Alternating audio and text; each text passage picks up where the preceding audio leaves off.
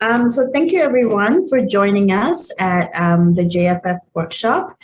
So for those of you who Denisha and a couple of other people. And the aim of the workshop is to give scholars working in and on, sort of working on and in South Asia, especially our early career scholars, a chance to workshop papers that are at a relatively early stage of conception and early stage of development, and just to give them a sense of so constructive conversation around their paper, and of course feedback on their on the content, their arguments, writing, structure, basically anything that helps to make a good paper.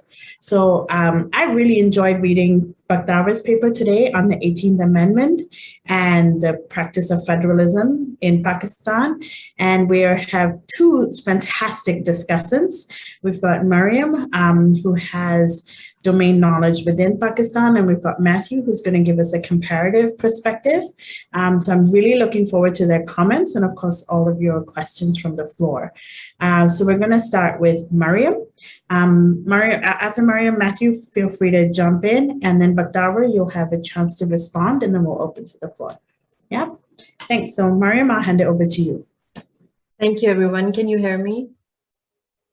Okay, perfect. So first of all, thank you to all the organizers of this workshop for reaching out to me. This is a great opportunity for me too, and I'm really delighted to be here. So without further ado, and just fingers crossed that I don't start coughing in the middle of this. Bakhtawar, great paper. Let me start out by saying that one of the things that I thought was really, really significant about this piece was the fact that you foreground a very important theme in Pakistan's politics, right? Because oftentimes when we're looking at scholarship on Pakistan, whether, you know, comparative or even non-comparative, more sort of global commentary on the global south, when it comes to Pakistan, the focus primarily tends to be either on Islamization, Islamic constitutionalism, militarization, and more recently, you know, with the focus on the lawyers' movement, we've also had a lot of debates around judicial activism and broadly the role of the judiciary in the politics of the country. And so what I find very interesting, and, you know, I've been arguing this for many years now, federalism being an area that I've been studying, I think that federalism, the contestation around center-province relations has got to be probably the most important, you know, political contestation in Pakistan. And everything else tends then to be layered over that. So, you know, I just want to start off by emphasizing this and by saying, you know, when I was reading this, I was like, hey, we're kindred spirits insofar as, you know, the importance of this particular intellectual focus is concerned. And I hope that you do get to publish this, not just for a local audience, but for a broader audience. And I heard Tarun suggesting earlier ILR, and I would certainly you know, push for you to kind of think more in terms of engagement with a more comparative and global audience. So it's very important that you anchor the subject of judicial activism and judicial politics within what I think is its very important empirical reality. And following from that, I'd just like to make a few comments which are suggestions, right? So depending on what you plan to do with this piece in the future, I'd just like to kind of point out a few things that may make this piece a little more intelligible and contextual for a broader audience. And I myself am a big advocate for law and context, law and society. So thinking of law always as something which is constituted by its larger context, which is embedded within it. And so I think there are three really important points insofar as context is concerned, right? And you know, I would invite you to perhaps consider these a bit more. The first is the historical context of what you refer to as provincial autonomy, or the demands for sort of subnational autonomy within Pakistan. And of course, you rightly, you rightly express the fact that these autonomy demands have a very long history in Pakistan. So, in fact, there is a prehistory in the sense that you could actually trace it back to pre-independence times, right? So at least by maybe a decade and a half before partition, there is an entire context to these demands, and it's true that the centers of politics from those times have been your sort of provincial assemblies, your provincial governments.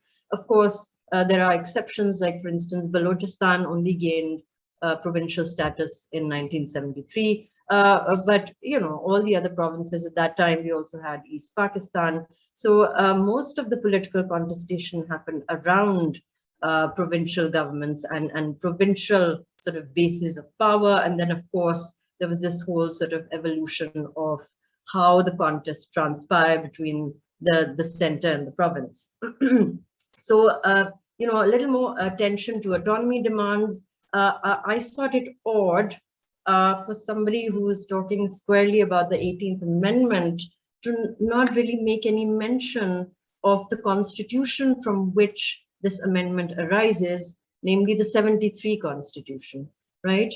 And I would in fact argue, and I have argued, that it's the 73 Constitution that for the first time, if we're talking purely of indigenous constitutions, that for the first time formally recognizes the notion of provincial autonomy, right? Even if notionally, even if you were to argue, well, there was still a lot of centralization and authoritarianism back in the 70s after the constitution, I would still push back and say, well, the idea of provincial autonomy comes from eventually the 73 Constitution, because as you know, in the 62 Constitution, and I would argue even in the 56 Constitution, there is no provincial autonomy or federalism in the sense that we begin to see post separation of East Pakistan and post 73 Constitution.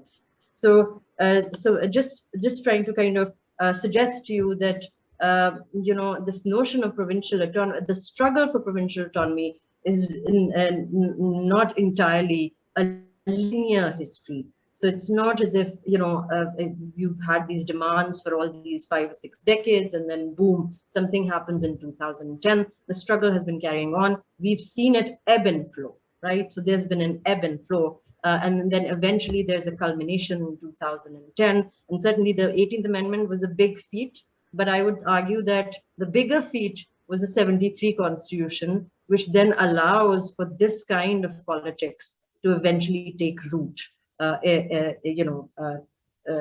just post Pervez Musharraf's government.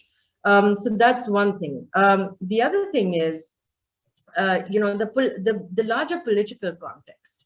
And I see you, or maybe I'm reading too much into it, correct me if I'm wrong, but I do see you wanting to make a political argument about how the judiciary is not just encroaching in very narrow jurisprudential terms on the province's legislative powers, but there is an elephant in the room that you really don't speak about, and that is the nature of your broader sort of hybrid state politics. What is going on here? There's a bigger question of executive power.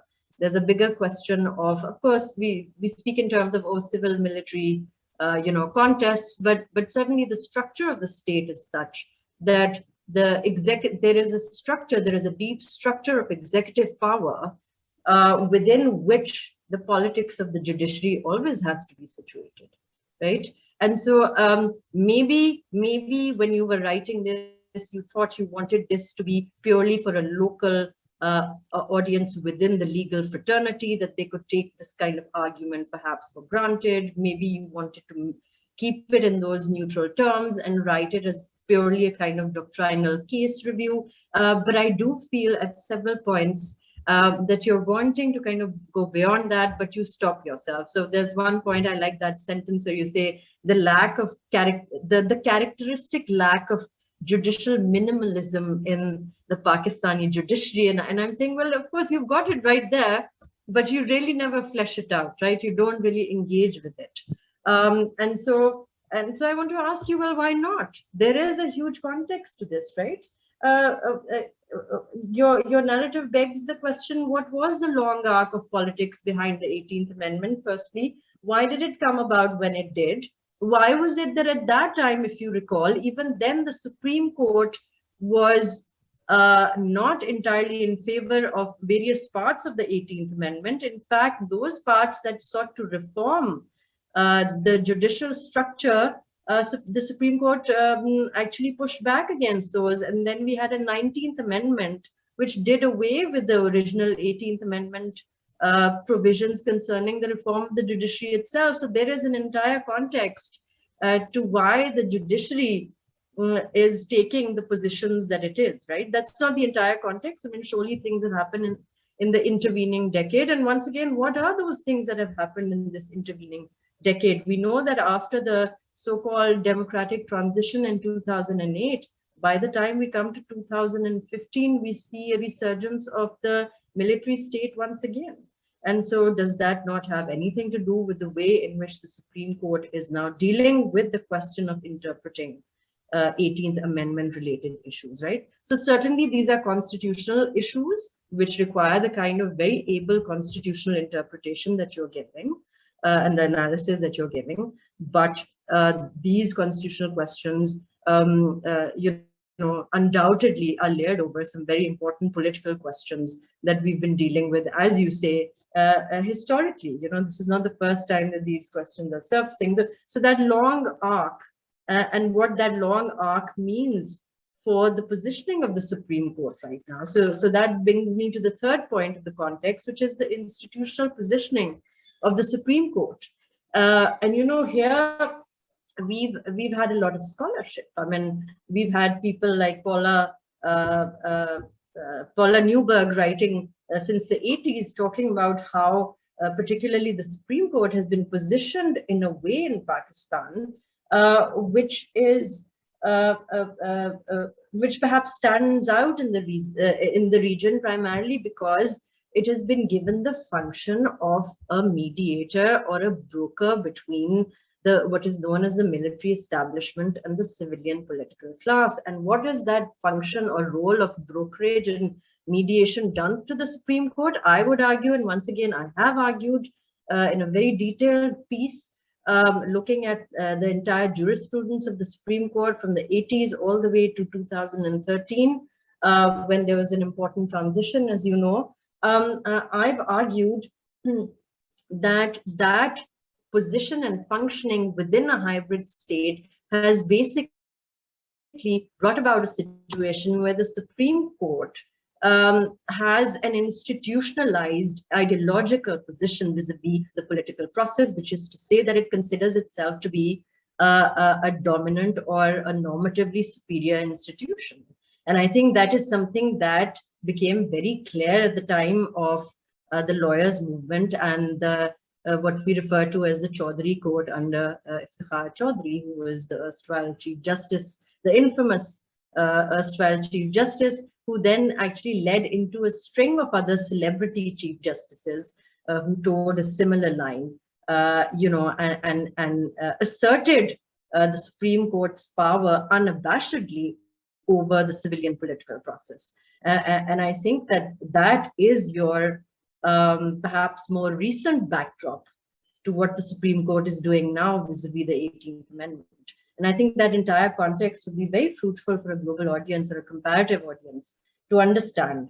And just a little footnote there. So this is not entirely a question of institutional or constitutional design, right? So it's not just a question of a unitary judiciary positioned within a federalized sort of polity. I think it goes beyond that. It goes beyond to the historical legacy of how the Supreme Court has dealt with questions of not just politics, but questions of the center's relationship with the provinces. So just trying to now wrap up because I realize that I'm out of time. But the last thing that I wanted to last thing that I wanted to maybe suggest, and this is just a broader point in terms of, you know, how you can flesh this out if you were to do this for a law journal. I would say, you know, right now you were more focused on the finer points of jurisprudence, which once again, as I said earlier, have been laid out very ably. But I see no engagement at this point, at this early point, with the existing sort of scholarship and, you know, secondary literature on the subject. And I think to your advantage is the fact that in the last about decade or so, there has been a newer generation of scholars that has written quite a bit about judicial politics. And so you have a burgeoning scholarship at this point. It would be interesting to see how you can marshal some of that scholarship to support or augment or even qualify some of the very important claims that you're making here. So I'll stop there. And once again, thank you so much for such a great paper. Thank you.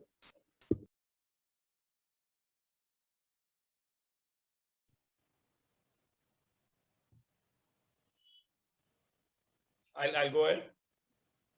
Yeah, thanks. Thanks, Swati, for the invitation. The Junior Faculty Forum seems like a great forum for South Asian scholars to come together and you know, help each other in their research pursuits. So I really, you know, enjoyed having sort of undertaken a sort of deep reading of the paper, and I think it's enriching for you know, for anyone who reads, and especially someone who's coming from different jurisdictional contexts. I found the whole exercise of reading and engaging with this paper, you know, very satisfying. So Bakhtawar, firstly, I really enjoyed reading your paper as someone who's interested in questions of federalism, but not too familiar with the constitutional context and the federal arrangements of Pakistan. I found your paper to be very informative. You know, things that I picked up, which you know, in many ways differ from the Indian context a lot, but also certain you know, certain similarities in terms of the relationship between the state and I mean the executive state and the judiciary. Much of which I mean, I'm able to gather, you know, not directly from the piece, but you know, the context in which it is set in. So, and I do believe the paper is also fairly well written. There are not too many jarring you know, notes to it. It's an easy read. It's not too dense. So in all those ways, I think the paper works. And obviously, the question is now how to sort of take it forward and how to improve it in some way or the other. So I have, so for today's discussion, you know, I have a couple of sets of comments. So the first set are more substantive comments on the paper, you know, on the aims of the paper, on the literature and structure and argument. The others are more specific ones on you know, more clarification that I guess, you know, on specific you know, points of the paper. And if I get time, I'll reach there. But let me, because of the paucity of time, let me focus on the substantive you know, comments and questions that I would like to raise. And these are pretty much on you know, questions around the core argument of the paper and the structure and the literature that it uses. So the first question, I mean, there are 3-4 points which I'm aiming to make here. So the first question I would ask Bakhtawar is about what do you want this paper to be?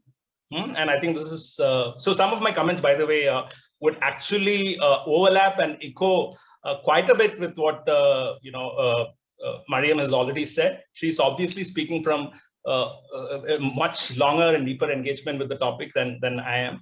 But many of the points about the social context and the political context is in some ways might seem repetitive. So maybe I'll reduce that a bit. But yeah. So starting with the question about what do you want this paper to be? You know, so is this paper a critical or doctrinal analysis of the 18th Amendment and its judicial interpretation? Is that what you want this paper to be? If so, I mean, if you can work with that, I mean, that's one idea. Or is it largely, and this is my worry, is it largely a comment and a criticism of one judgment of the Supreme Court. That is the sui gas case. And do you want this paper to be a purely doctrinal analysis, or do you want to include, questions of social legal? I mean, do you want to use the social legal, analysis and bring in those aspects to it? So, and I would, it's obviously up to you to sort of choose the path that you want to take, but it's important to have that clarity about what you want this paper to be. And based on that, obviously, you can take it, take it forward in the path that's ideal. Now, from the initial framing of the paper, it does look like you want the paper to be an analysis of the 18th Amendment and how the Supreme Court has interpreted it. But one of the sort of concerns that I was, sort of feeling while reading the paper was that it appears to be largely focused on a critique of the sui gas case. And, and much of it is just a discussion on the sui gas case without any larger discussion on federalism or the 18th Amendment or questions, around that. And if then, but I believe that you do not want this paper to be just a case comment, but you want it to be a full-fledged scholarly article. In that, if that's the case, and I do believe that's what you want to do, because from the stated intention of the paper, then it needs to sort of do some serious work in terms of engaging with the literature and framing an argument and a structure to make your point. So here is the so my major sort of the one area where I feel this paper can do a lot of substantive improvement is in terms of dealing with the literature, and that's one point I'd like to emphasize. So as a scholarly piece of work, the first question that you have to ask is, how do you situate your paper and argument within the existing scholarship on the topic, right? How do you situate your paper within it's not like there's nothing, you're not, on a tabula rasa, right? You're not building things, in the air. How do you situate your research? How do you situate your question, argument within the existing scholarship? Interestingly, in the abstract, you say the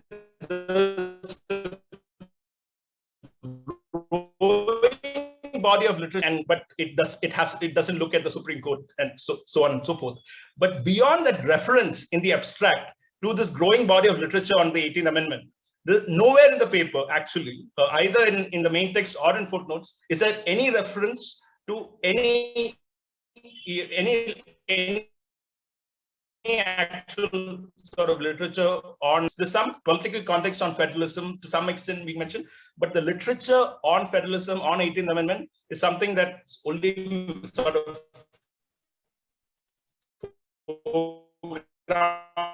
grounded in the abstract, and it's not taken forward. And I think this is something to get into. So if there's a growing body of literature on the merits of the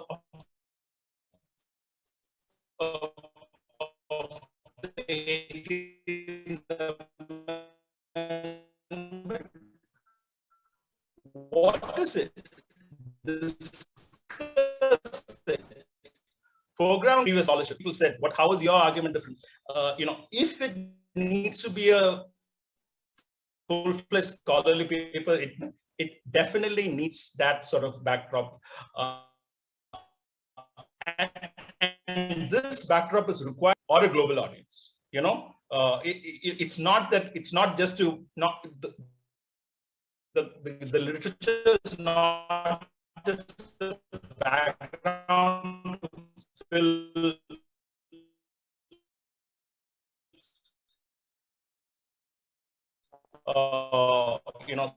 things which are,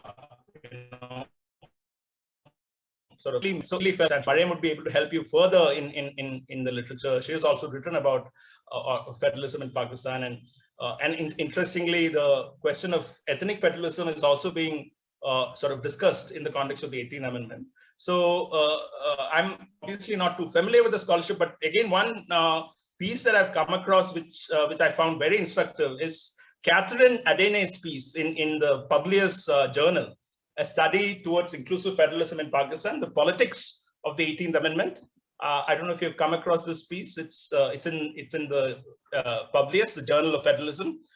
Came out, I think, of 2015. I'm not sure, 2016 or something. It's an excellent piece which looks at the politics, the background of the 18th Amendment, questions around it. I mean, I'm sure there are more, but this is Catherine Edina's work on federalism generally has been something that I've sort of been following, and when I saw her work on the 18th Amendment per se, I felt that's the kind of backdrop you might need to look at. But again, I'm sure that there's more, and I guess Maryam and others can point you towards more literature on this. So that's so the aim of the paper, the literature aspect. The third point which I wanted to make is on the socio-political context, and this is something that Maryam has clearly explained in her comments. So I would possibly, and obviously I don't have the knowledge of the socio-political context of Pakistan to that extent. So, but this is something which I felt was absolutely required in this paper. Even if you want this paper to be largely doctrinal, even if you decide to clearly stay away from a socio-legal sort of analysis, the context in which the amendment came about, who are the people who are supporting it, all of these needs sort of mention. So, you mentioned that there's a long-standing demand for greater provincial autonomy, which was finally met. Now, what is this long-standing demand? Who was demanding? And then there's also the mention of the committee that was formed, the Parliamentary Committee on Constitutional Reforms. That you said that they met many times, but these spaces are not easy spaces. These spaces are conflictual spaces in many ways. So what were the questions that were raised there? What were the demands? How did it come about? Whichever shape or form you take, I would say that it's something that the socio-political context in which this has come about is something that you definitely need to look at, and have a section there before you get. So it sort of leads to my fourth point on the structure. The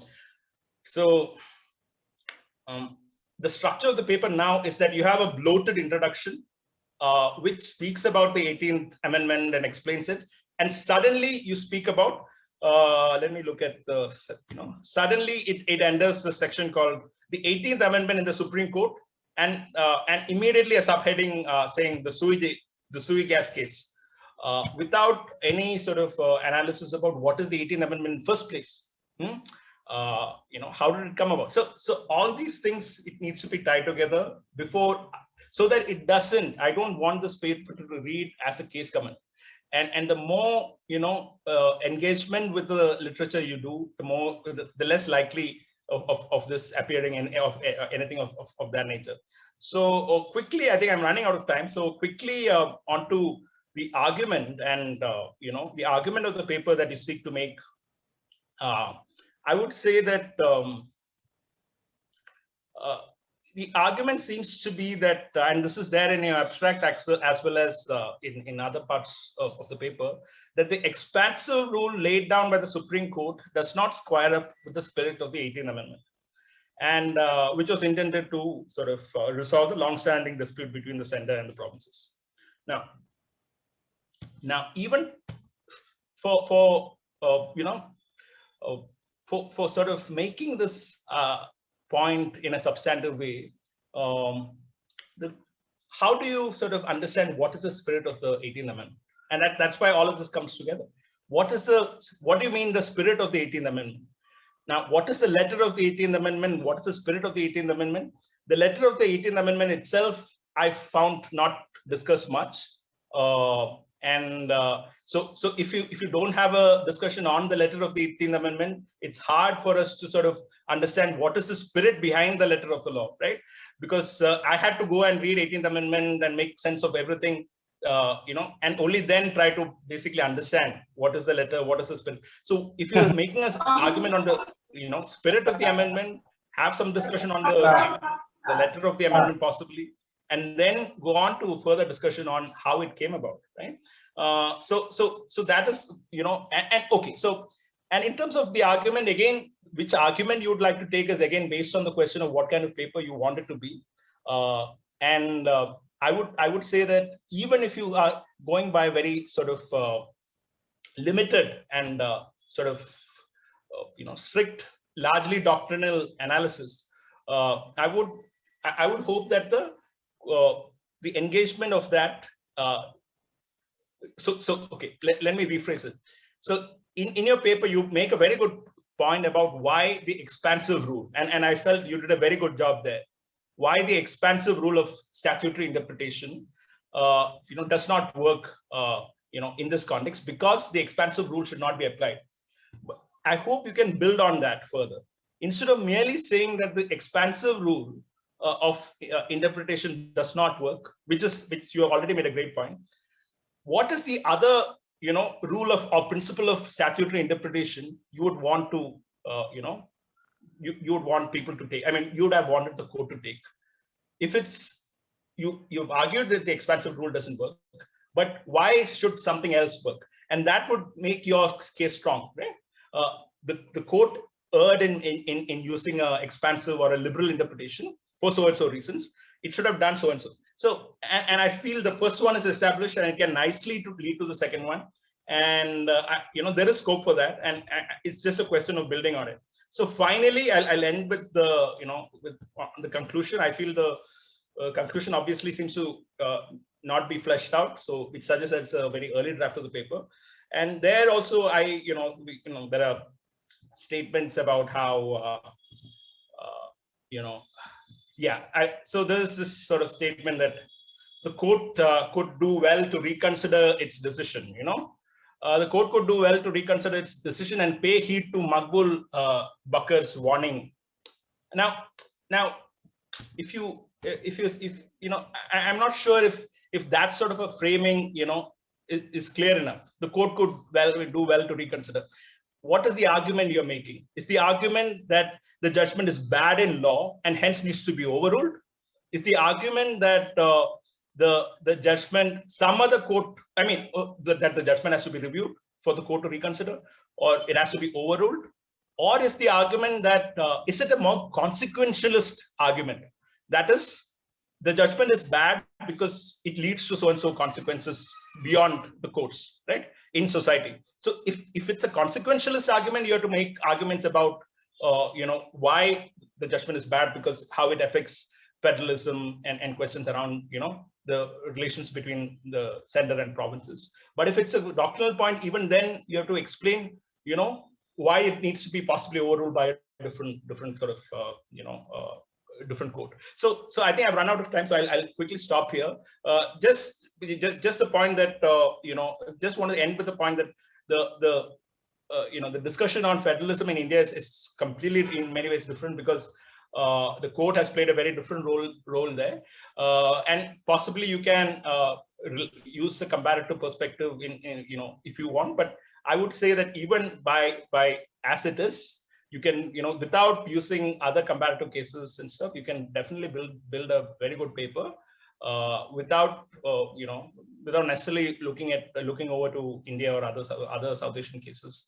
But it needs to be very clear about whether to go by a doctrinal analysis or a socio-legal analysis, all of it which needs to be framed within the existing literature in the field. I've already overspoken, I'm sorry, I'll stop it.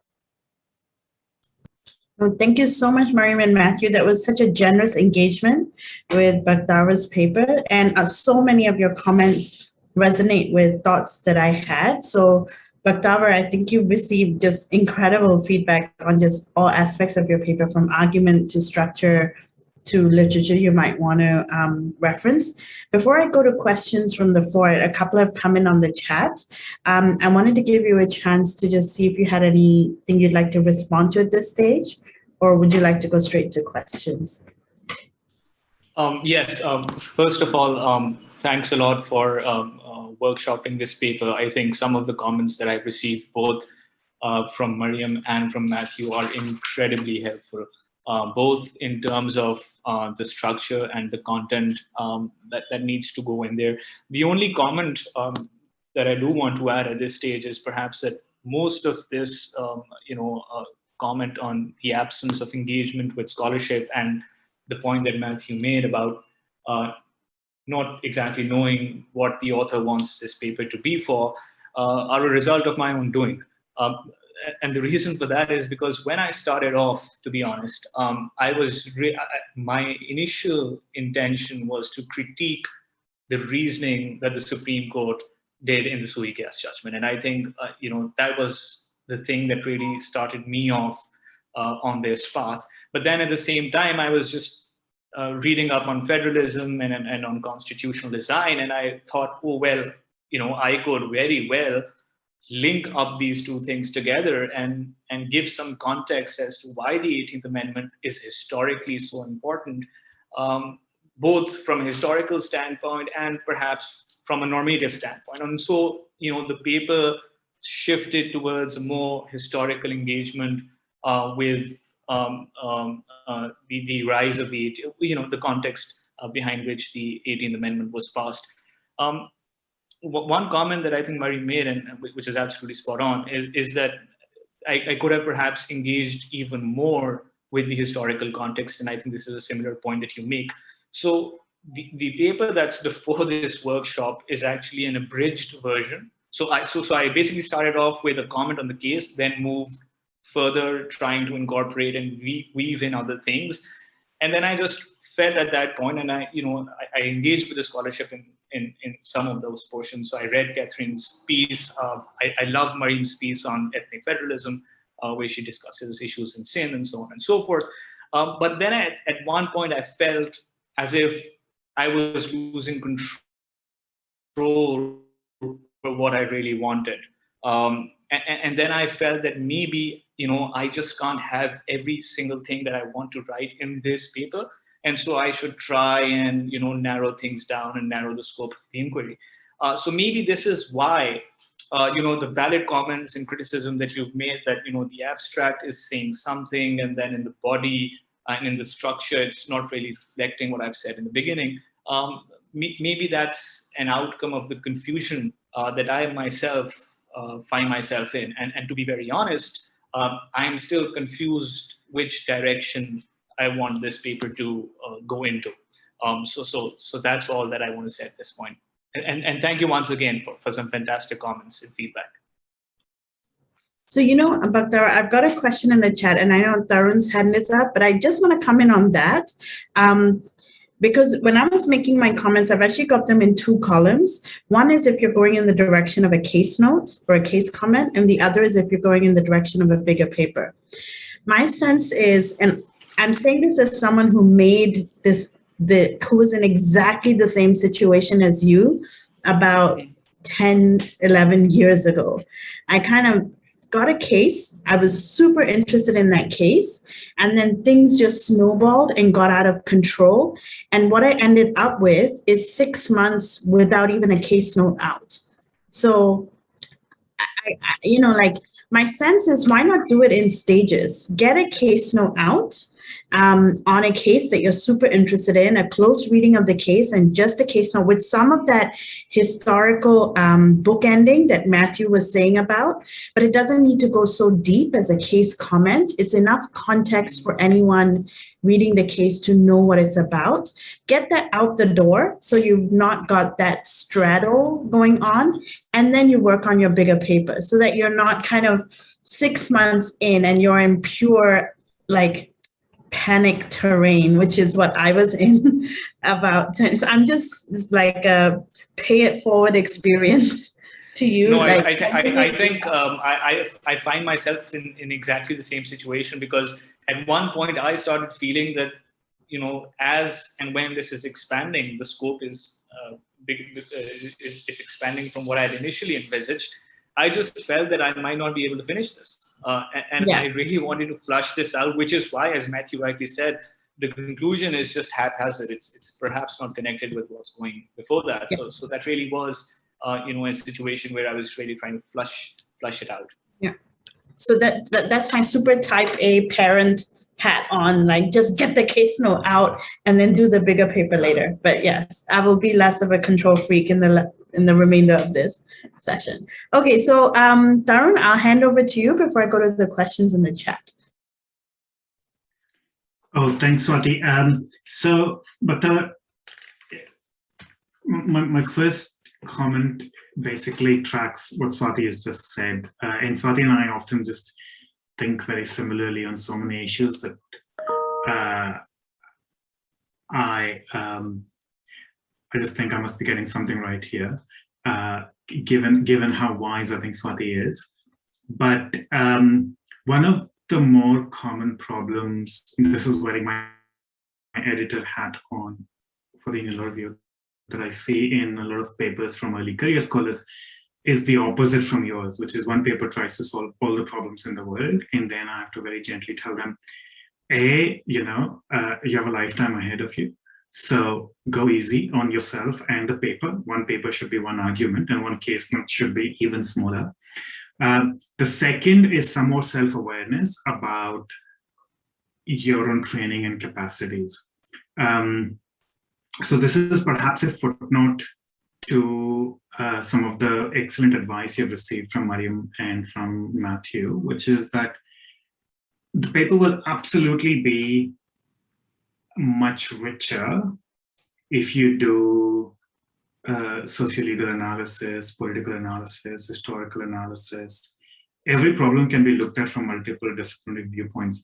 However, you also need to ask yourself whether you have the training and the training and the methods of these disciplines to do these things adequately. Because if you don't, the worst thing will be to do social science or historical or political analysis without being trained in how to do them. And these are disciplines that require a degree at least to get up to speed with. So if you don't have the, and sorry, I haven't seen your CV, so I don't know if you're training social science methods or historical methods. Right? If you don't know how to do them, I would just say, this is what I can do. And that's okay. It's like, blindfolded people describing the elephant, and somebody says, this is the tent, somebody says, this is a pillar, this is a rope, right? Depending on what part of the elephant you're touching, and that's okay, right? Limited description does not make it useless. So so that's a slight caveat about which line of inquiry you should go down. But if you have the training, I think a socio-legal sort of political explanation of why the court is doing what it is doing will be fascinating. But if you don't have the tools, then just say it's not something you can answer. The second broad comment, and this is in line with what Mathew and Maryam said, one of the problems with a lot of manuscripts we get is that each paper begins with and ends with sort of a sense that it is the first paper being written on the issue within that region. It is a disease in South Asian legal scholarship that we have to root out, where you must cite, reference your forebears. And it's really easy for us because there's so little that not citing, even if the not citing is to put caveats and to bracket issues out, to say, look, I'm going to do a doctrinal analysis. There are others who have looked at the problem of federalism from a socio-political viewpoint. Drop a footnote, put them down, right? That's how you build upon a community of scholars, rather than we've seen sort of, lone rangers for far too long, and they've done a great deal of damage to scholarship. So conversation with previous scholars, even if to distance yourself from what they're doing, is very important. And this is what I think Mathew was after when he's saying situating your research, right? To say that this problem can be looked at from this viewpoint and that viewpoint and that viewpoint, and this person, these are the people who have looked at it from political, these are the people who've done historical work, right? The third point is in defense of analytic doctrinal method, which is that there is a huge amount of value in an internal critique of the law. In a critique of the law that is not based on, by internal I mean a critique that accepts the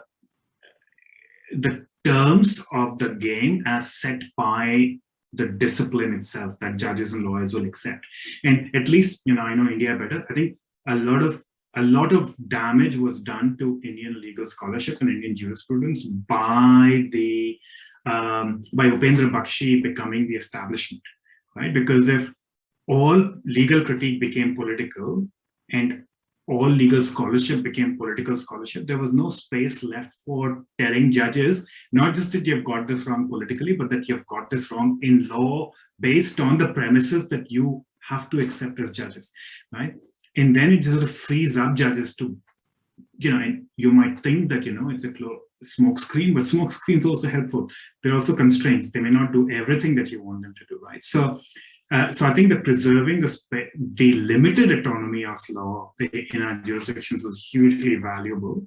That does not mean, again, following Mathew's comment, that, so even on those lines, the paper is a bit thin. Even as a case note, it's a bit thin because you have to put across, you have to do some sort of doctrinal analytic modeling, right? What are the different modes of doing federalism? There is the American approach of 3 federal topics and then everything is for states, right?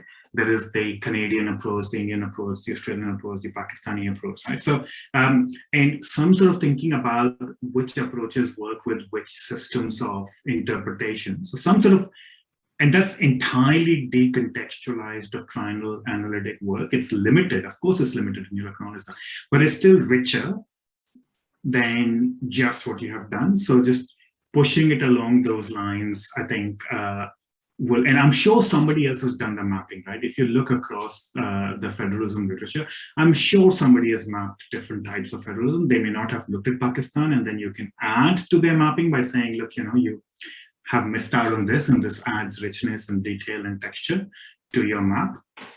But you need to sort of broaden your analytic depth, deepen your analytic approach in that way. Finally, this is for sort of broadening your research after you've done this. So, some directions have already been identified by various by the 2 excellent discussants. So Michael Green's been writing on federalism in South Asia, and he's talking about ethnic conflicts in federalism.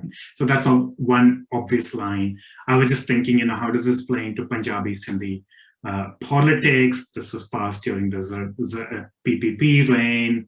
Are there more? So I was just thinking, how does this translate into ethnic politics? Again, if you don't have the tools, don't do it, because Michael is a political scientist, right? He may not be. The other thing I thought, and these are just possibilities, but sort of here is, a theoretical take on judicial review and federalism. And Vicky Jackson is another one, which, so there are various ways of thinking about even this limited analytic question. And I think that taking that forward can be very, very valuable. I'll stop here, and much more comments may come back later if there's more time. Thanks, Swati. Thanks, Tarun. So Bakhtawar, I've got a question in the chat, and then I want to kind of leap in with my own questions as well. So the question in the chat is, it's a comparative example about Switzerland. So the idea that in Switzerland, there seems to be more of a consensual model when it comes to, and I think this kind of speaks to Tarun's point about mapping different models of federalism. So Switzerland has this more consensual model of federalism where you're constantly opening negotiations between central and provincial on what is a central, what is a provincial issue. So it's not a fixed list type system, but it's a constantly negotiated terrain. So what is the prospects of that kind of model being adopted in Pakistan? My sense is that it's a little bit, and the person who was asked the question said it seems to be more of a rivalry for power between central and provincial, the Pakistan context. So the Swiss negotiated model may not necessarily work, but just throwing it out there as a comparative example. And also in the chat, I'm just sending additional materials for your reading list. And I was going to ask Maryam to send the papers she mentioned, which she has done in the chat as well. So those are just materials I'm sending through for you to read. One is a book by Yvonne Chiu. It's called Constitutional Statecraft in Asian Courts. And she talks about judicial minimalism as an intentional judicial strategy when they're negotiating space in a very complicated political environment, which is what Maryam was also talking about, just the institutional setting of the courts within the broader context. So I think that book might speak to that particular issue and just give you like one way of looking at judicial strategy on how they position themselves. So that's sort of the big paper that you'll be working on, or the big paper that you'll be looking at. My two comments are the more case note oriented comments. So one is you mentioned the provincial high court decisions before the Supreme Court decision, and all four provincial high courts upheld the constitutionality of the statute. So I'm curious about that. And I think a good case note would, in addition to the main Supreme Court judgment, a good case note would give the early, like the lower court judgments and just provide. So I think that's like if you're looking at thickening up your case note, that's a definite direction in which to go to thicken that up. I'm very curious about the reasoning in the High Court relative to the reasoning in the Supreme Court. And the other one really relates to the Nadeem Rizvi case, because there the power struggle seems to be going in the opposite direction. Like, no, this isn't a provincial issue, if I read the facts of that case right in your paper. So again, why was that challenge there? And I think, you know, there's a bigger political power struggle conversation definitely happening. But if you're looking at your case note, providing just the context of the case and the facts of the case and the genesis of the case is a good way of thickening up your paper. So maybe that's a lot for you to take on. So maybe I'll pause there and just see if you want to come back with any reflections on that. Well, I can do it now. I can do it very quickly and briefly. So the first comment regarding the model in Switzerland, my personal intuition is that wouldn't work in Pakistan, because the interests of the provinces are pitted against the interests of the federation. And even, you know, with COVID-19 striking, I remember last year there was also this conflict between the Prime Minister and the Chief Minister of one of the provinces on how to go about controlling the spread of the coronavirus. And the Chief Minister, for instance, was very much in favor of imposing a strict lockdown when, in fact, the Prime Minister of the country was opposing it. So that's just one example from recent history where you see, you know, provincial leaders and national leaders at the federal level not fully aligned. With respect to your specific comments on what happened in the on mentioning firstly the reasoning in the high courts, I think that's a completely valid point. If I decide to go down the case comment route, I should be addressing that portion, and I will definitely take that into account. The High Court in the Sui Gas judgment, actually, there were 4 different high courts, so all 4 had different reasoning, but they didn't go as far as to the extent to what the Supreme Court did, and most of them pretty much justified it on the basis of the fact that these are part of Pakistan's international obligations. So again, you know, the reasoning in the high courts was relatively more restrictive compared to what and how the Supreme Court decided the cases. On the Nadeem Rizvi case, the facts are, yes, I think maybe there's a very tiny reference in the footnote to what those institutions were, but perhaps for some foreign audience, it's helpful to add some context and background as to how those cases arose. But what in fact happened again was this contest between the province and the federation on who will control and own 4 different, there were 3 medical institutions in Karachi and 1, I think, national museum. So essentially, the case is not about who gets to legislate over these topics. It's more about who gets ownership rights over these institutions. And so when the 18th Amendment was passed, they created an implementation commission which was responsible for devolving all the assets and, let's say, the liabilities and the employees of the subjects that had otherwise been with the federation down to the provinces. And as part of that process, they also devolved the ownership of these institutions to the Sindh government. But then that was challenged on the grounds that this could not have been done because these were never provincial subjects. So, then again, the entire debate starts first in the High Court and then in the Supreme Court. And the Supreme Court eventually says that, no, well, this is part of the federal legislative list. So the Federation should retain control over these institutions. The interesting fact, perhaps, that I did not mention about this is that once the case was decided and once the Supreme Court said that, the institutions should go back to the Federation, the Federation voluntarily relinquished control of these institutions in favor of the Sindh government because I think they were unable to manage them. And I believe there's some politics going on that issue again as we speak, but I'm not sure about what has exactly happened since then. Yep. Tarun?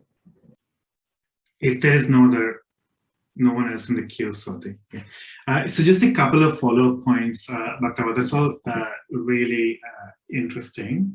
So for the case note itself, it might also be useful to at least devote one paragraph to explaining the pre-18th Amendment interpretive approach to the concurrent list and the union list. So, India has a doctrine of pith and substance, or whatever was there in Pakistan. So what changed, I think, in terms of legal history will be really interesting to know.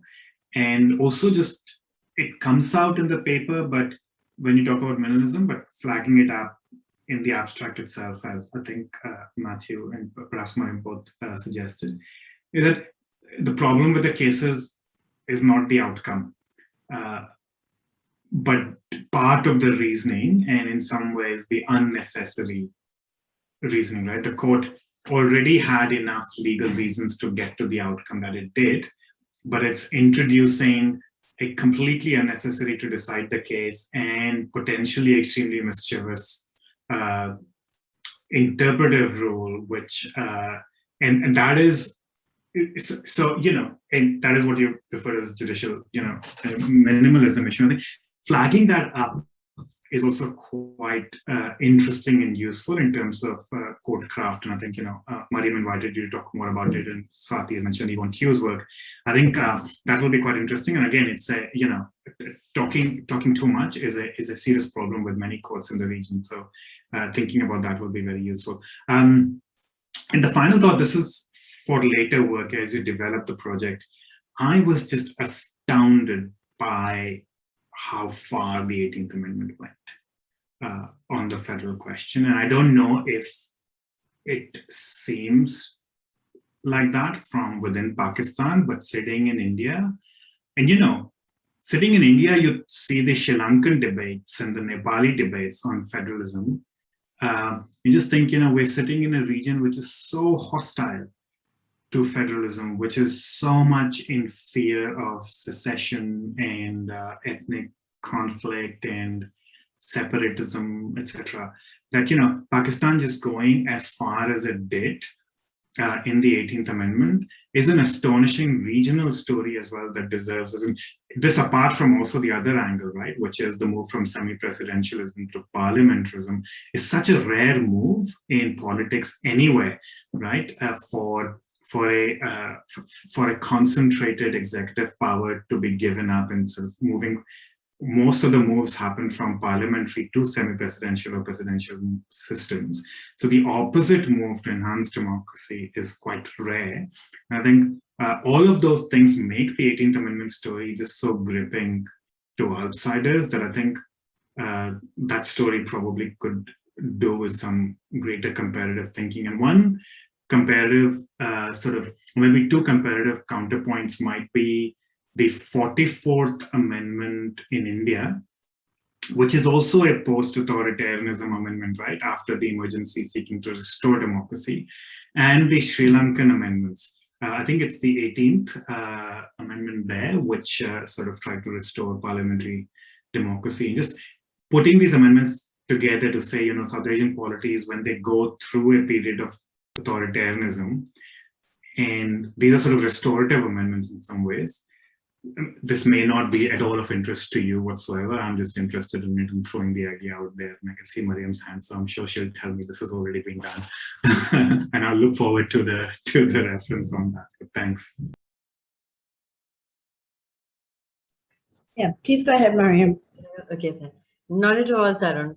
And I'd like to say, you know, you're a very effective sort of counterbalance to my sort of socio-legal runaway train, because I absolutely agree with the fact that there has to, you know, the thing is that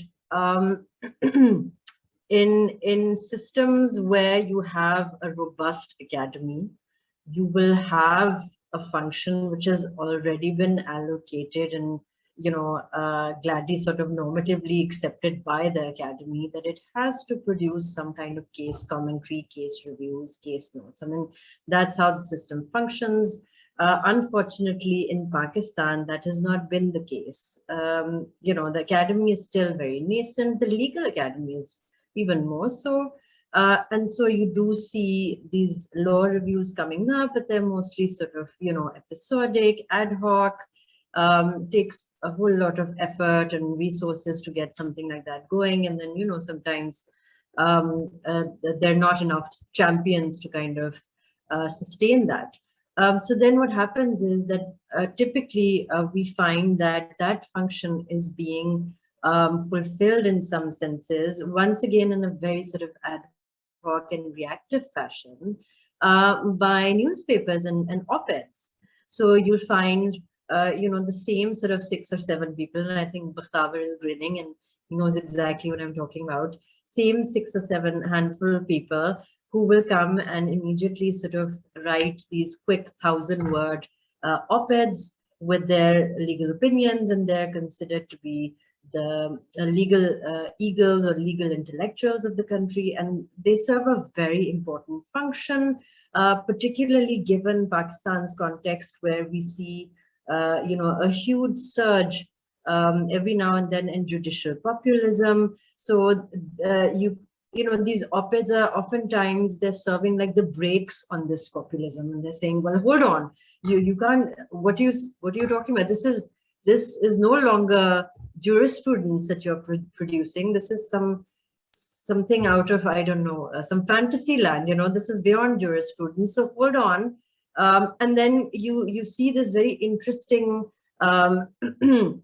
phenomenon whereby courts now routinely in important cases will first issue a short order, which really gives you nothing in terms of substantive reasoning of the court.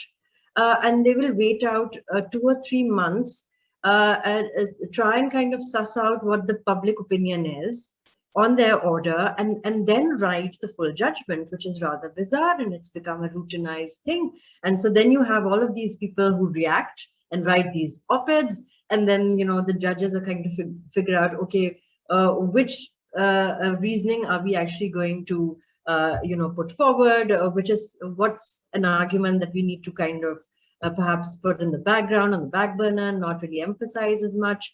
And so that's a fascinating phenomenon in its own right. So I think that there is a lot of scope for this kind of doctrinal analysis. And I think, Bakhtawar, you mentioned in one of your earlier communications with me, the fact that you were also considering maybe publishing this in a local PLD. And for everybody's sort of context here, that's the Pakistan Law Digest, which is one of the largest sort of law digests in Pakistan. And each volume dedicates a brief portion at the beginning for these kinds of short comments from, you know, lawyers. And I would imagine that the legal bar, especially lawyers who are, you know, legal practitioners who are embedded within the politics of the bar, I would imagine, take these PLD case comments very seriously. And I would also imagine that they would use them for their own arguments and in court and all of that. Though I don't know how far the practice goes in the appellate courts. Bakhtawar, maybe you would know more. So I think that in terms of impact, in terms of influencing ideas, in terms of, you know, influencing opinions, arguments in court, I think that is certainly, most certainly, a source of publication that you should consider. And then perhaps, like everybody else has put it so well, maybe if you want to think then in terms of a longer, more rigorous, time-consuming scholarly journey, so be it. And I would encourage you to do that, and I'd be happy to kind of have those conversations with you. But I think that there is huge scope for case commentary and the potential for huge impact for something like that. So I just thought I'd put that in too. And thanks so much, Maryam. It's actually something I've been thinking about a lot recently, the sort of the space for the analytical doctrinal work. I feel like in a lot of the fields that I work in, there's a sort of a real movement in the direction of interdisciplinarity and sort of theoretical, deep theoretical work, that I wonder if we're kind of throwing the baby out with the bathwater and just forgetting about the foundational doctrinal work that everyone needs to be reacting to. So, that, like, Bakhtawar, one of the sentences that stood out in your paper is what you said about the importance of reasoning in the common law. And I think, I think that's what case comments do, is they really re-emphasize again and again the importance for rigor in reasoning and not the plastering over of it with too much normativity before you kind of lose the rigor of reasoning. So so Bakhtawar, a sign of a great, I'm going to kind of draw things to a close because it's time, and just I think you've kind of got a lot of food for thought. But just to let you know, like, the real mark of a great paper is really just how much conversation it generates. And I'm pretty sure I'm speaking for more than myself here when I say I've got so much food for thought from your paper and the conversation you generated into my own work. So I just want to really say thank you for that. I'm a bit nervous when you said if I develop this into a case comment. I thought we had that conversation, but we'll take that offline. So thank you so much, Maryam. Thank you so much, Mathew, for your comments and discussion, just for all of the reference material that's been coming through on chat. And thank you, Bakhtawar, for coming forward with your paper. Please do get in touch if you want to discuss this further. But thank you everyone for coming, and good night. See you at the next JFF. Thank you. Thank you. Thanks. Thank you.